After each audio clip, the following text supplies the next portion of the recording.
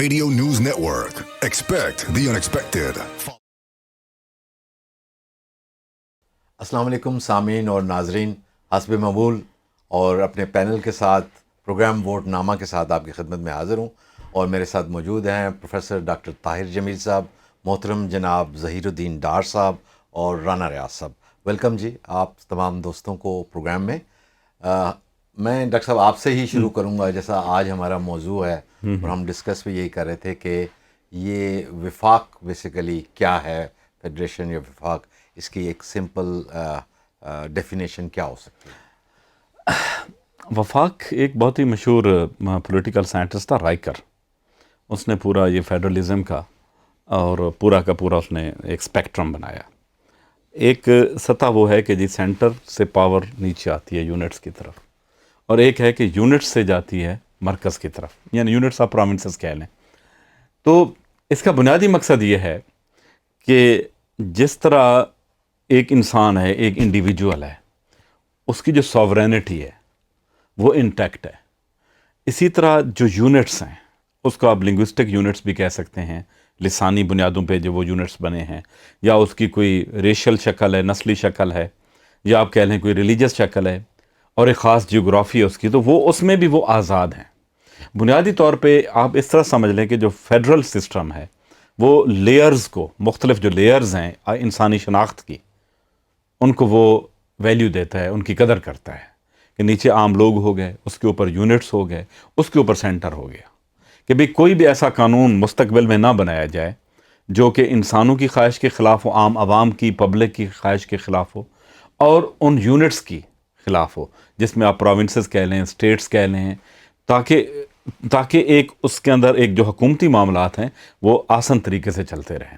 اس لیے آپ اکثر دیکھتے ہیں کہ جو پارلیمانی نظام ہے ہمارا، یا امریکن صدارتی نظام ہے، اس میں آپ کو ایک سینٹ کا انسٹیٹیوشن ملے گا، یا جس کو آپ ہاؤس آف لارڈز کہیں گے، یا ہمارے ہاں جس طرح ایک سینٹ ہے جہاں پر صوبوں کو ایک برابر کی نمائندگی دی جاتی ہے، تاکہ مستقبل یہ ان کو آپ یہ بھی کہہ سکتے ہیں کہ یہ مائل سٹونز بھی ہیں، اور یہ چیک پرووائڈ کرتے ہیں سسٹم کو، تاکہ سسٹم کولیپس ہونے سے بچے۔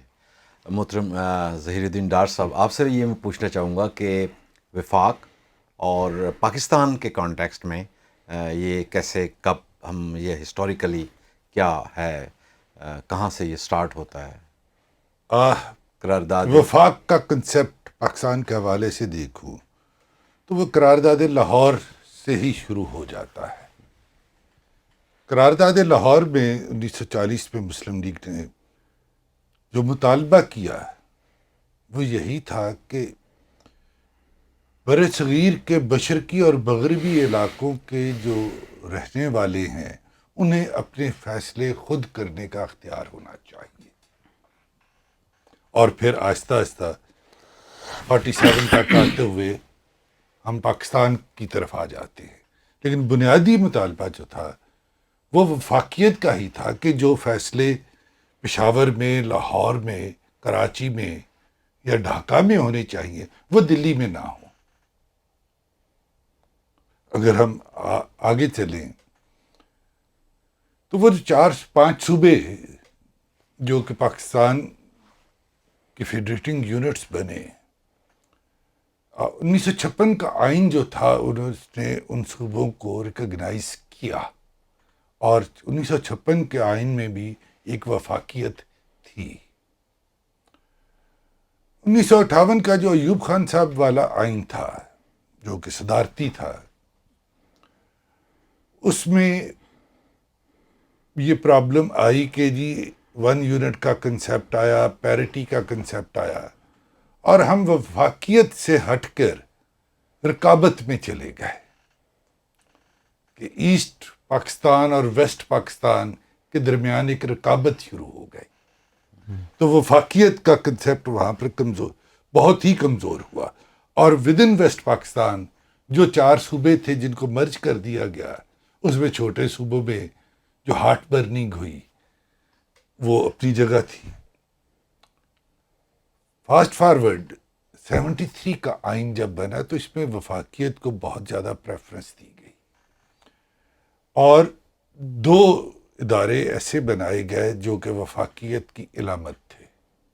ایک سینٹ، کہ سینٹ کا یہ تھا کہ جی جو قوانین بننے ہیں فیڈرل لیول پر اور نیشنل اسمبلی میں جو قانون سازی یا بجٹ سازی یا پھر پالیسی سازی ہونی ہے فیڈرل گورنمنٹ میں، اس میں سینٹ کا ایک چیک ہوگا جس میں، اور سینٹ صوبوں کی نمائندہ ہے۔ اس کے ساتھ ساتھ جو دوسرا ادارہ بنایا گیا وہ کونسل آف کامن انٹرسٹ تھا، headed by the prime minister. اس میں چاروں صوبوں کے وزرائے اعلیٰ بھی اس کونسل کا ممبر ہے، بہت سارے وزراء بھی اس کونسل کے ممبر ہے، اور بہت ساری قانون سازی یا بہت سارا ایگزیکٹو ایکشن کی ریکوائرمنٹ ہے کہ وہ کونسل آف کامن انٹرسٹ سے اپروو ہو، اور اس میں جو وفاقی لیول پر جو قانون سازی ہے اس میں صوبوں نے اپنی رائے دینی ہے کونسل آف کامن انٹرسٹ میں۔ کونسل آف کامن انٹرسٹ کو ڈاؤن پلے کیا گیا کہ کئی سال اس کی میٹنگ ہی نہیں بلائی گئی، یہ جو جس کے مارشل لائی حکومتیں جو تھیں اس میں تو بالکل نہیں،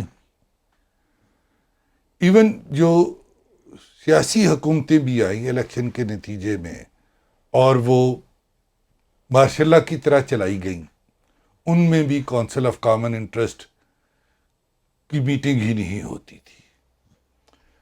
اور وہ سینٹ اور کونسل آف کامن انٹرسٹ کے ہوتے ہوئے اگر کوئی صوبہ یہ سمجھتا ہے کہ ہماری آواز نہیں سنی جا رہی تو دین پھر کوئی بڑی خرابی ہے کہیں نہ کہیں، کہیں نہ کہیں۔ محترم رانا ریاض صاحب، پاکستان بننے سے پہلے بھی یہ قومیتیں، جس طرح سے ابھی ہم گفتگو بھی کر رہے تھے کہ پشتون، بلوچی، پنجابی، یہ سارے یہاں پہ موجود تھے۔ پاکستان بنا اور پر آبجیکٹیو اس میں یہی تھا کہ یہ فیڈریشن بنے، اور اس میں تو آپ کیا سمجھتے ہیں کہ ہم نے آج تک وہ کچھ چیزیں اچیو کر لی ہیں، نہیں کی؟ کیا ان لوگوں کو ان کے حقوق ہم دے رہے ہیں؟ جیسے ہمارے ڈاکٹر صاحب نے فرمایا، وفاقیت اور صوبائیت، ان میں ہر ایک کے اپنے اپنے ڈومین ہیں، ان کے اپنے اختیارات ہیں جو کہ آئین کے ذریعے جو ہیں وہ انہیں ملے ہیں۔ کیا وہ ایکسرسائز ہو رہے ہیں؟ اور کیا ہماری جو مختلف قومیتیں ہیں چاروں صوبوں کے حوالے سے جو ہم بات کر رہے ہیں، بہت کم ایسا ہے کہ ان کو اپنے صوبے میں ان اختیارات کو استعمال کرنے کی اجازت ملی ہو۔ غالباً پچھلے 75 سالوں سے یا 1973 کے کانسٹیٹیوشن کے بعد سے اگر ہم دیکھیں تو شاید ایک اس میں کمی ہے۔ اسی وجہ سے صوبوں کی وفاق کے ساتھ عموماً وہ انڈرسٹینڈنگ نہیں ہے جو ہونی چاہیے۔ ہر صوبہ وفاق سے اس انداز میں خوش نہیں ہے جو اس کو حق رائے جو ہے وہ کانسٹیٹیوشن نے دیا ہے۔ ڈاکٹر صاحب، جس طرح سے ہم اکثر یہاں پہ سنتے ہیں ڈیموکریسی ہوتی ہے تو پھر کبھی کیا ہو جاتا ہے، کبھی ڈیریل ہو جاتی ہے، اور اکثر یہ بھی سنتے ہیں کہ پاکستان کے لیے تو یہ جو ہے نا صدارتی نظام ہونا چاہیے۔ مجھے یہ صدارتی نظام بھی بتا دیں یہ کیا ہے اور اس کی کیا ہسٹوریکل پرسپیکٹیو کیا ہے؟ دیکھیے، صدارتی نظام کے حوالے سے بھی باتیں ہوتی ہیں اور کہیں پر ہمیں اس کے میرٹس بھی نظر آتے ہیں۔ اگر دنیا میں آپ مختلف صدارتی نظام دیکھ لیں، لیکن اس کے اندر ایک اگر چھوٹی سی سوسائٹی ہو، ہوموجینیس ہو، ٹھیک ہے، اور وہاں پر کوئی اس قسم کے تنازعات نہ ہوں، زبان کے حوالے سے، ریس کے حوالے سے، ریلیجن کے حوالے سے، تو وہاں کوئی پرابلم نہیں ہے۔ لیکن بات یہ ہے کہ ایک تو ہمارے جو تجربات ہیں ابھی تک کسی بھی جمہوری عمل پروسیس کے ساتھ، وہ ہمارے پارلیمانی نظام سے جڑے ہوئے ہیں، اور یہ نہیں ہو سکتا کہ ایک تجربہ ہو رہا ہے آپ اس کو ختم کریں، ایک نئے تجربے پہ چلے جائیں، اس سے زیادہ سے زیادہ حد تک ڈسٹرکشن بھی ہوتی ہے۔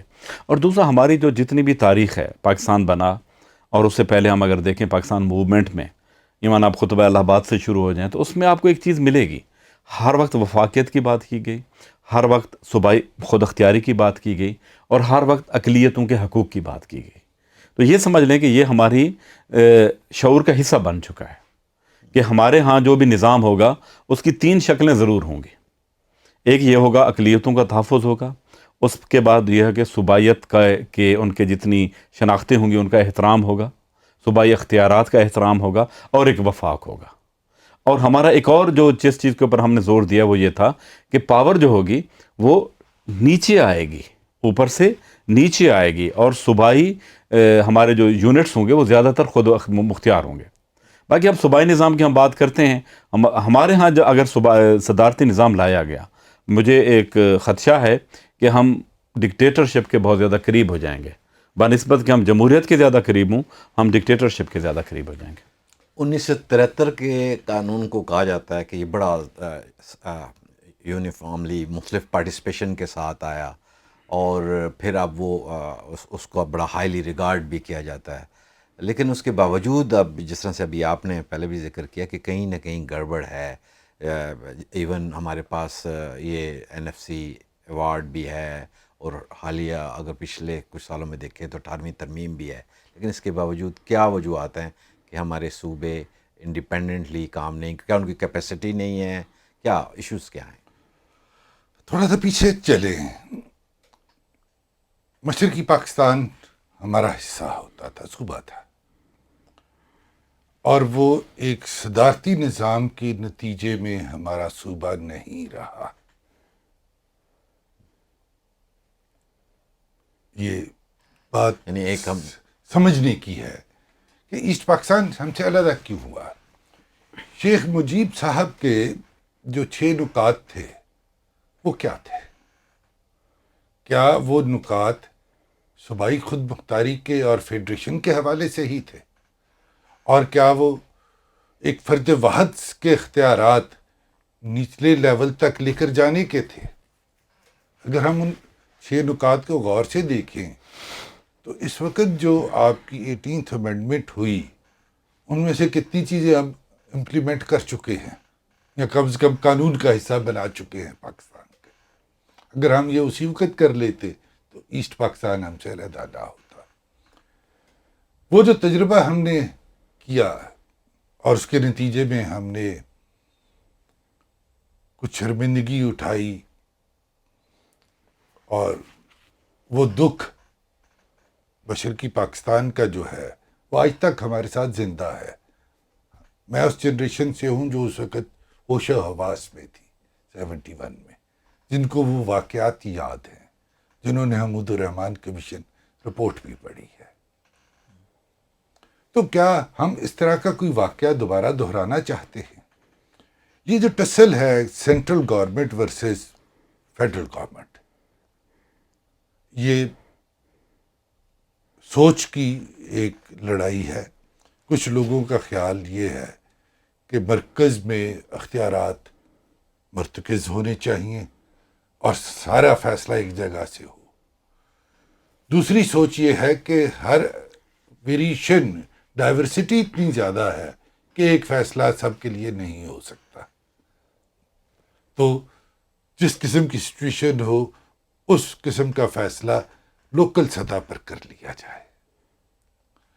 اور ابھی تک 73 سے لے کر آج تک اگر میں دیکھوں تو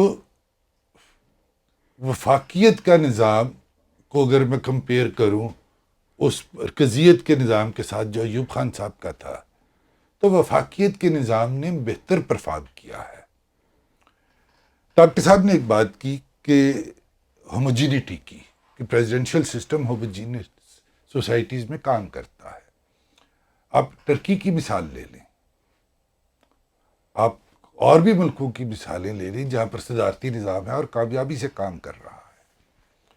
وہاں پر مثلا ایران ہے، ہمارا ہمسایہ ہے، زبان کا کوئی مسئلہ نہیں ہے، ڈائیورسٹی نہیں ہے.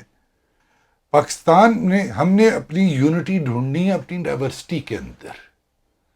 جب پاکستان نہیں تھا تو پنجابی، پٹھان، بلوچ، سندھی موجود تھے. پاکستان بننے کے بعد بھی موجود ہیں. اور یہ ہمیشہ موجود رہیں گے. یہ ایک ریالٹی ہے, ہمیں اس ریالٹی کو مان لینا چاہیے. ہم سب کو پاکستانی بننا ہے, اس میں کوئی شک نہیں, لیکن ہم نے بحثیت پنجابی, پٹھان, بلوچ اور سندھی کے خودکشی کر کے پاکستانی نہیں بننا. ہم نے پنجابی, پٹھان, بلوچ اور سندھی رہتے ہوئے پاکستانی بننا ہے. وہ جو مطالبہ ہے خودکشی کا وہ مجھے مناسب نہیں لگتا. رانا صاحب یہی کوشچن آپ سے ہے کہ پاکستان یعنی ہم دیکھتے ہیں دوسرے بار ممالک میں, امریکہ میں لے لیں, کینیڈا میں لے لیں, وہ کوشش کرتے ہیں کہ ان کے ہاں ڈائیورسٹی قائم ہو اور ہوموجینٹی نہ ہو, کیونکہ ڈائیورسٹی کی پھر اپنے کمالات ہیں. ہمارے ہاں یہ ہماری ڈائیورسٹی ہی ہماری آڑے آئی ہوئی ہے, یا ہم نے اس کو ریپ آؤٹ نہیں کر سکے اس کو اچھے سے. اس کی کیا وجوہات ہیں آپ کے ذہن میں کہ ہم نے یعنی پختون ہی رہ گئے, پنجابی سائڈ پہ ہو گئے, تو کوئی کہیں پاکستانیت یا پاکستان کے ساتھ وہ چیزیں جڑ نہیں رہی؟ میرا خیال ہے کہ ہمارے چیزیں کہیں جڑی ہوئی ہیں. اگر ہمارے بڑے شہروں کو دیکھیں, کراچی کو آپ دیکھیں, لاہور کو دیکھیں, اسلام آباد ہمارا جو کیپٹل ہے اس کو آپ دیکھیں, آپ کوئٹہ کو دیکھیں, تو آپ کو نظر آئے گا کہ ہر قسم کی قوم ان بڑے شہروں میں موجود ہے. ان میں ڈفرینسز ہو سکتے ہیں, لیکن یہ نہیں ہے کہ یہ جو 4-5 ہمارے یہاں قومیں رہتی ہیں یہ ان بڑے شہروں میں ان کی علیحدہ علیحدہ کالونیاں بنی ہوں. یہ مکس رہتے ہیں, وہاں ان میں ہارمونی ہوتی ہے. وہ علیحدہ بات ہے کہ کوئی ایسا وقت آ جائے جس میں ان کو مختلف انداز میں ان میں جھگڑے ہوتے ہیں, لیکن وہ جھگڑے شاید یہ آپس میں خود نہیں کرتے, کوئی اور کہیں اور سے ان کو چھیڑا جاتا ہے, اس چیز کو ہوا دی جاتی ہے. اگر ان کو جو اختیارات صوبوں کو آئین نے دیے ہوئے ہیں ان اختیارات کو دیا جائے پورے طریقے سے, جو کونسل آف کامن انٹرسٹ ہے اس میں جو بھی ان کے رائٹس ہیں وہ اگر ریگولر بیسس پہ ملتے رہیں تو میرا خیال ہے جو پاکستانیت ہے ان سب میں اسی طریقے سے موجود ہوگی جس طریقے سے ہم سمجھتے ہیں کہ ہونی چاہیے. تو یہ مسئلہ حل ہو سکتا ہے اگر ہم. ڈاکٹر صاحب آپ بتائیں, ہم آج کل یہ سوشل میڈیا یہ ایسی چیز ہے, ایک حوالے سے اچھا بھی ہے, بڑا زبردست ہے کہ ہر ایک کو ایک اپرچونٹی بھی مل رہی ہے, لیکن ایٹ دا سیم ٹائم یہ بھی اسی کا ہے جو اس میں پیسے خرچ کرتا ہے اور لگاتا ہے.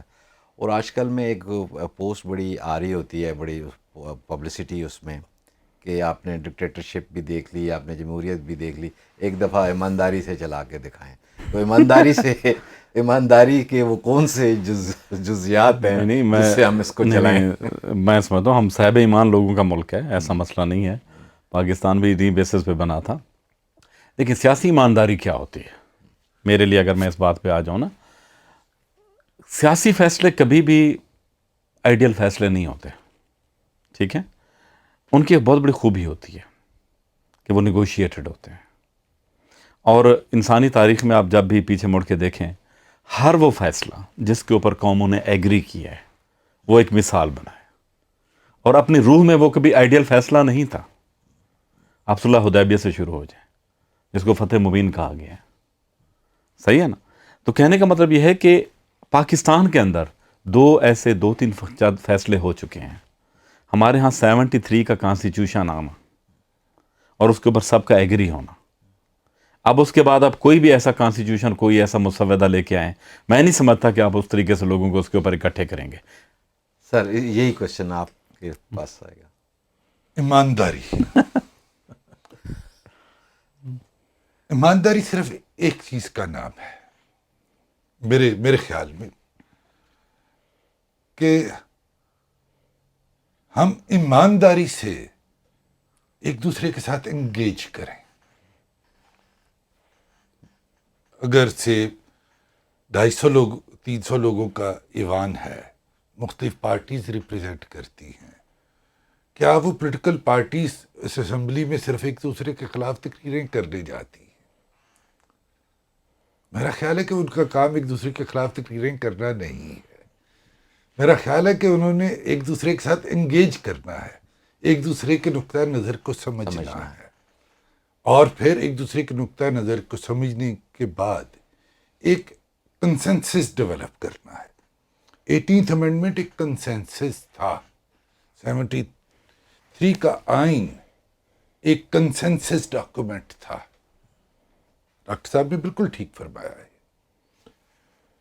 تو سیاستدان کا کام دوسرے سیاستدان کے ساتھ انگیج کرنا ہے, اور پوری یہی ایمانداری ہے, اور پوری ایمانداری سے انگیج کرنا ہے, دوسرے کو چھوٹا یا بڑا ثابت کرنے کے لیے نہیں, اس مسئلے کا حل نکالنے کے لیے انگیج کرنا. یہی ایمانداری ہے. ایمانداری توڑنا نہیں ہے. آخری سر آپ سے چاہوں گا کوئی پوائنٹ اس پہ. میری نگاہ میں ایمانداری وہ ہے جو میں اپنی بھلائی کے بجائے دوسرے کی بھلائی دیکھوں. بہت شکریہ آپ تمام دوستوں کا آج کے پروگرام میں, اور اٹ واز اے ونڈرفل شو. اگلے پروگرام میں دوبارہ ملاقات ہوگی. مجھے دیجیے اجازت. پاکستان زندہ باد.